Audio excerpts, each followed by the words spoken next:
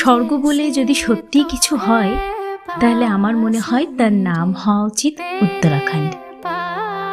আরে বাবা, এমনি এমনিতে জায়গার নাম দেবভূমি হয়নি। প্রাকৃতিক সৌন্দর্যের এমন অপূর্ব নিদর্শন, এমন অতুলনীয় বৈচিত্র্য ভূভারতে আর কটা জায়গায় আছে বলতে পারেন?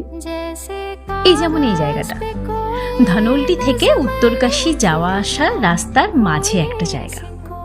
খুব পরিচিত কোনো জায়গা নয়, অথচ কি অপূর্ব তার সৌন্দর্য।